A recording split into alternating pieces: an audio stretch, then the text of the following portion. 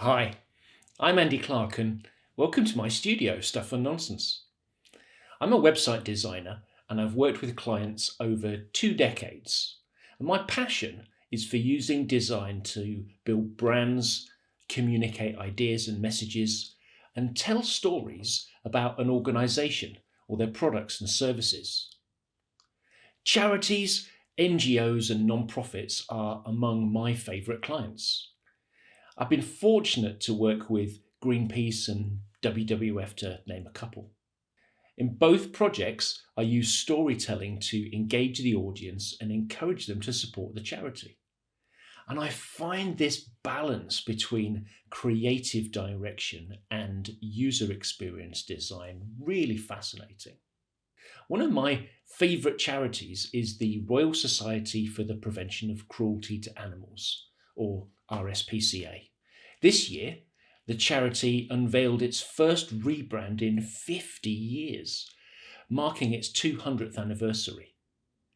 The work was done by London-based branding agency Jones, Knowles, Ritchie, or JKR.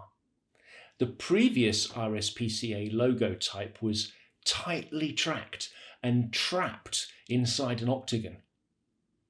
The new logo uses a custom typeface called Wilberforce Sans, designed exclusively for the RSPCA by Type Foundry Studio Drama.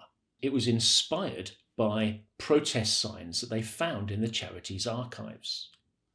Its tracking is now open, and JKR cleverly kept the octagon for the period in the logo, and they used it again for the animal icons, which blend beautifully with the style of the brand typography.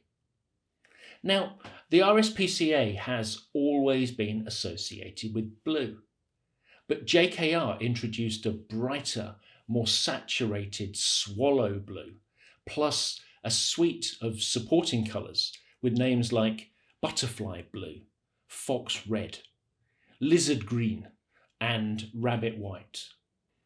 Rebrands are often controversial, and the Daily Mail described the RSPCA's rebrand as wildly woke. However, I was keen to see if their distinctive design translated to the RSPCA's website. It didn't.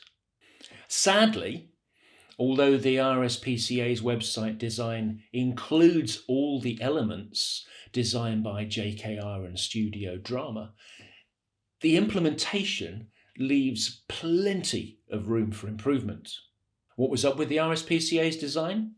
Well, despite its boldness, the new typeface plays only a supporting role, and the bulk of their typography is carried by Roboto, one of the intentionally least characterful fonts that anyone can choose. It was designed by Google for its products and it's available free from Google Fonts. Then there's the website's layout with its generic 12-column grid, ubiquitous full-width banners, and 2, 3, and 4-up components. It bears more than a passing resemblance to gov.uk, hardly a website known for its flair for storytelling. Its index pages lack hierarchy, and the article pages lack cohesiveness, which results in an unfocused reading experience. I was especially interested in these charity story pages, which should be designed to draw readers in, capture their imagination and tug on the heartstrings, and then encourage their support. The RSPCA stashes its stories in the next gen section, implying they're primarily for younger readers.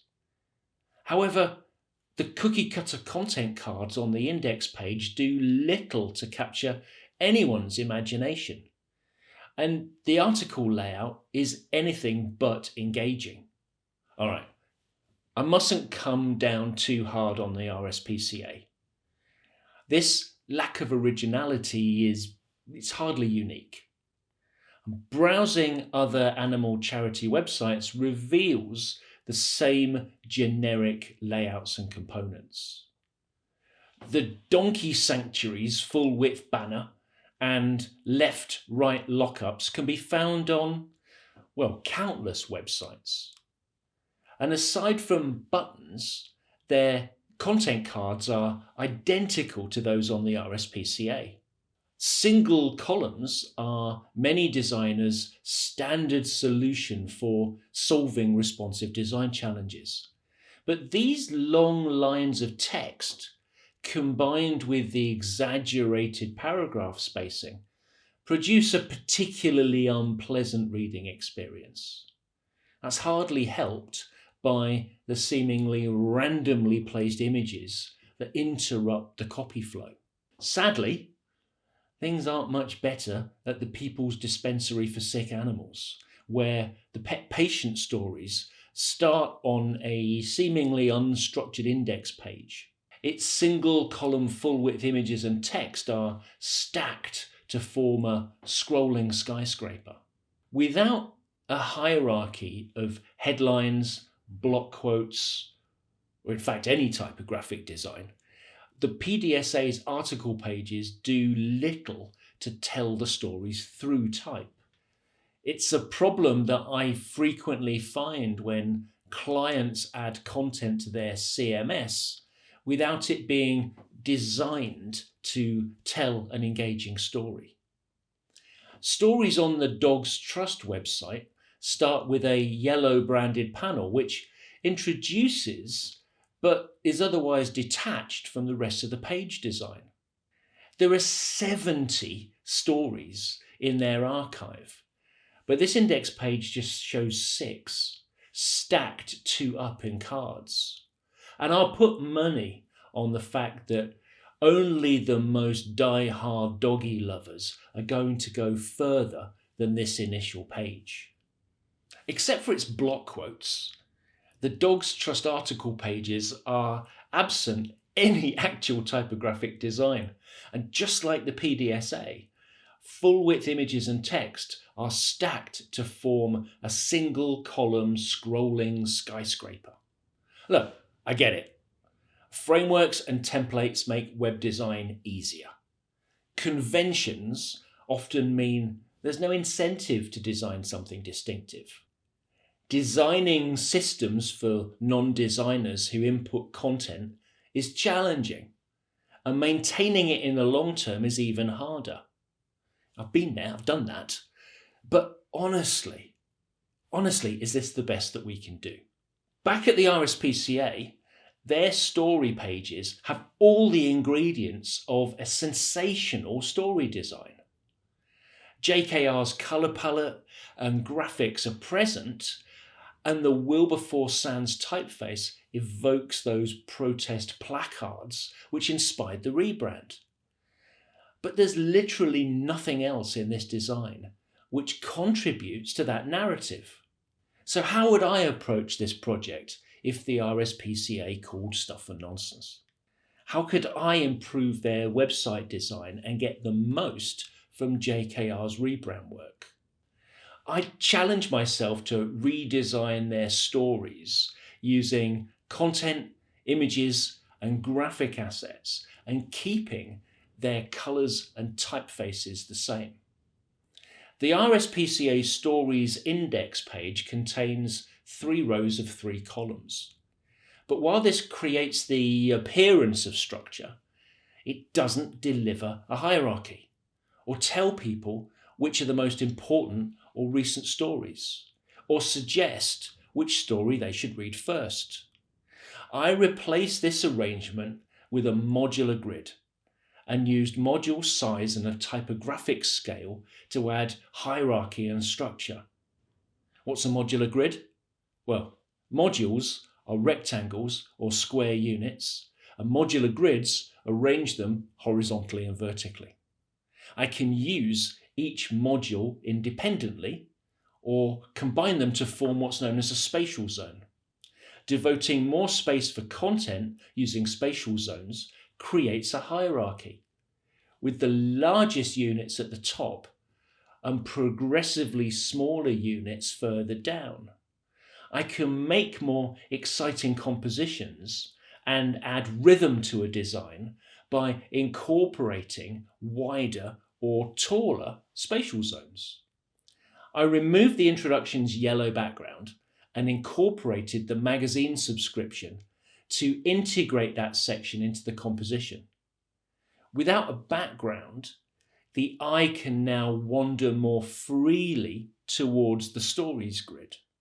Most stories in this grid occupy a single module, but How Reggie the Puppy Got a New Home is the most read story in this collection. So I set it in 6 of the 8 columns in that upper field to create the largest spatial zone. Reggie's story is at the top of the hierarchy, so I should only use that pattern once on every page. Articles about beavers and seals, neither as cute as puppies, they can sit neatly alongside. Other spatial zone sizes can define their story's place within the hierarchy. So second level stories occupy 4 of the 8 columns in this field. I can vary the position of the larger story, putting it on the left, on the right, or in the center to create an interesting flow as the reader scrolls down this page. The original order wasn't clear in the original RSPCA design, but this redesigned layout uses its modular grid to define a hierarchy. It looks orderly and structured, but most importantly, it feels intentional. I could not get out of my head that the RSPCA had organised these stories into a section intended for kids. Now, I'm not a regular reader of teen magazines, but I have been known to pick up 1 or 2 of those on irregular trips to the supermarket. Their covers look chaotic and crammed, but the energy is contagious. The RSPCA produces a quarterly magazine called Animal Action, which could be fun, but nothing about this current story section could be described as fun. The inside pages of teen magazines aren't any less energetic and frequently feel like the designers have thrown out any rulebook. But how can this approach possibly coexist with the RSPCA's visual identity? Keeping consistent doesn't mean things must look the same, but they must feel connected. That connection might come from the colour palette, the grid you use, or the suite of typefaces. Not all of those things need to stay the same across every application, but there must be a thread that stitches them together. Take those content cards on the RSPCA's story index page. They would look more fun if they were transformed into instant photos scattered across the page. Although the arrangement appears random, the grid still defines the placement and size of those photos and the pull quotes. Flat colours, a lack of texture, and sharp edges have made much of the web look two-dimensional. But this is in stark contrast to magazines that are read by young people who are the audience for the RSPCA stories. I could add lines to the background to introduce some depth and then scatter the RSPCA's new animal icons to add interest and lead someone's eye down the page. Maybe it's their energy. Perhaps it's because they don't look like they follow the rules. But there's something optimistic, even joyful, about teen magazine design. If I were responsible for inspiring young people to read RSPCA stories, and possibly even subscribe to their magazine, I'd want some of that joy and optimism in my design. By rotating elements and using a mixture of irregular shapes, I could add energy to this design without altering the colour palette or changing the typefaces. Layering elements, like this sticker-style headline, can add depth. Introducing a gradient background made by mixing two brand colours reduces the flatness, and scattering those animal icons gives the design an energetic feel. So far, I've stuck religiously to the RSPCA's new typography palette, but sometimes an eclectic mix of typefaces can be what's needed. The RSPCA uses this approach in its Animal Action magazine, and it can instantly transform a design. Reading an article on many animal charity websites is just a thoroughly unpleasant experience, and that's true for the RSPCA. Far from being immersive and allowing someone to settle into reading, this single column of unstructured and unappealing looking text is just off-putting. Restructuring the content into sections and using a compound grid of 4 and 5 columns can transform someone's reading experience. But what's a compound grid? Well, simply put, they're 2 or more grids that overlap or stack on the same page. The familiar 12-column grid the RSPCA uses gives us 4 even width columns. Odd numbers of columns are less frequently used online, but can be helpful, especially when it overlaps 4 columns, creating a compound grid with 8 columns and a rhythmic pattern of 4, 1, 3, 2, 2, 3, 1, 4. So now I have 3 options for laying out the RSPCA's content. That familiar 4 columns, the flexible 5 columns, and a combination of the 2. I can use one or more of these on a page to create a variety of layout patterns that just all feel connected. For this redesign of the story page about Reggie finding a new home, an asymmetrical layout from the 5-column grid adds tension to the introduction, emphasizing that sad look in this bedraggled puppy's eyes. It draws someone into Reggie's story and makes them want to discover what happened to him. Beneath that introduction, the balance from a 4-column grid feels reassuring, just like the sight of Reggie playing with his new family. The 5-column grid is perfect for this sequence, showing Reggie chasing and catching his ball. Rotating those images and making them progressively and playfully larger injects energy into Reggie's story.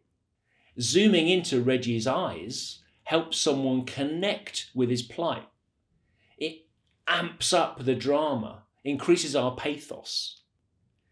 Recropping images to tell a story better is often an opportunity to rearrange the text in a banner, and dramatically enlarging the headline and moving the introduction into a new 4-column block below. Then, to connect this article's layout with the previous index page, I reintroduce the modular grid, this time for the sequence of images which ends with Reggie and his happy family. Only some pages need creative direction. For example, this RSPCA page about beef cattle welfare could be improved dramatically just with better typography, but otherwise it only needs a light touch. One of the challenges developers at organizations like the RSPCA face is integrating the flexibility needed for creative direction into their content management software. I know it's a complex problem, but some organizations have succeeded. This RSPCA story about beavers could share the standard template, which already looks better thanks to this improved typography. Like the developers at ProPublica, the RSPCA could create CMS templates containing regions that can be adapted for an art-directed design. These regions allow ProPublica to swap out standard components like this article's introduction for an alternative design. Adding a custom introduction design to Reggie's story elevates it above articles developed using the default template. Another adaptable region could be used for images showing Reggie chasing his ball. The more flexible RSPCA's developers make their CMS, the more possible it could be for their content creators and designers and editorial teams to create pages which bring their stories to life in engaging and imaginative ways. I understand this takes effort, but if a job's worth doing, and all that malarkey, of course, this redesign was just me imagining what I'd do if the RSPCA came calling. I realise I've got no insight into their CMS, their design, their development or editorial processes, and I haven't had to consider their unique challenges. Most of all, I don't have to answer to anyone if my assumptions are wrong. So what do you think? Does my imagined redesign make better use of the RSPCA's new brand? Do you think it tells their stories better? Let me know down in the comments. You might also want to check out my quick takes design reviews, which can help you improve your website design. The description includes a link. If you like this video, please like it, subscribe, and hit the bell to be notified when the next one's available. Thanks for watching. I'll see you on the next one.